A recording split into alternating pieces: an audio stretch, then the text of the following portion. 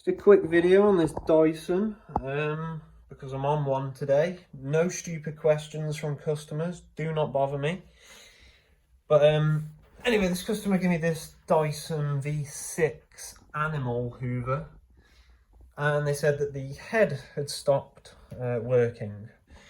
Now, I initially thought that maybe this is like a belt-driven head, and that the belt had just probably worn out or something, or slipped off.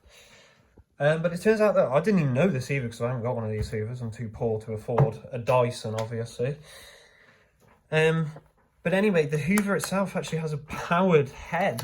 There's a brushless motor inside of here, and it powers the brushes, which I think is fantastic. I mean, I didn't know that they had this. I've never really looked into hoovers much, I guess, but yeah, this is it's pretty neat anyway. But so the lady said that the head stopped working, and I asked her what was the symptoms before it stopped working, you know, because give us some information, helps.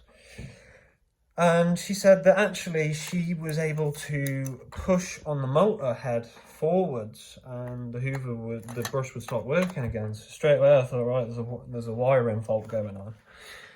And because initially I was planning on just ripping apart the whole head, because I was thinking that the motor had failed, because obviously it's a DC brushless motor and they fail.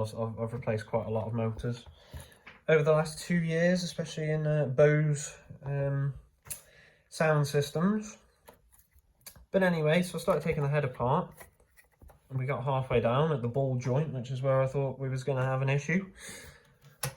And there's quite a few little parts that go on here. It's pretty advanced engineering, I guess. And that looks pretty worn out, doesn't it? Like, but either way, it's you seem to be getting what you pay for, I guess, with these hoovers. This is quite an old hoover, she said, and she said that it's on the original battery and it's used often. So it's pretty good news to hear, I guess. I personally won't ever invest in one because I'm just not a fan of them, and I'm too poor for that.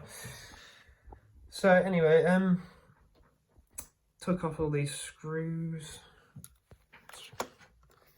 Basically, these two longer ones, they go through the hinge here on the left and right side. They screw that in, and then these little caps go over the top with those screws. And there's literally just two other Torx, I think Torx 8 screws that go into these other plastic bits that hold the whole thing together, which is it's pretty neat, like.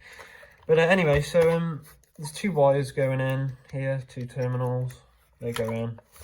All I did, unscrewed this somehow. There we go. Oh, that's is it like a quick disconnect or something for the black wire, or is it meant to be loose? Oh, well, obvious. I don't even know. It's meant to be loose, obviously, because it's broke. I'm just making something there because I'm not in a good mood today. And anyway, I'm guessing that these are going to feed in here. I'm not really sure. These are a bigger Torx bit for some reason, Dyson. I don't know why they're doing this either. I mean, why not just use a Phillips head? Because it's easy and it's straightforward. See what I mean? You have to get different bits, try them out, because Torx is not the most easy of screws to size up by eye. Either that or my eyes are just getting worn out, and obviously that's recessed in there, it's too far. So anyway, I'm guessing that the wires feed in through here. There's no point me filming a repair on it, because all I'm going to do is find out where these wires go to. If they go in here, take it apart, solder some new ones on. You can get wires from anywhere. I mean, these are like 0.5 mil, I think. But they're the hard copper type. But I mean, they don't really look like they're that thick of a wire. I mean, there's the white one. You can see it splitting right there. It's Probably got trapped in this hinge like several thousand times, but it's not really the thickest of wire, is it? It's potentially 0.25 mil, so gonna have to find something that will do that and handle the power okay. Obviously you don't want to get some really flimsy cable that's just going to rip up straight away. And for this area I might just, but I might not, just try threading a bit of heat shrink on it when I install the new cable and solder it onto the motor, and we'll see if that fixes it.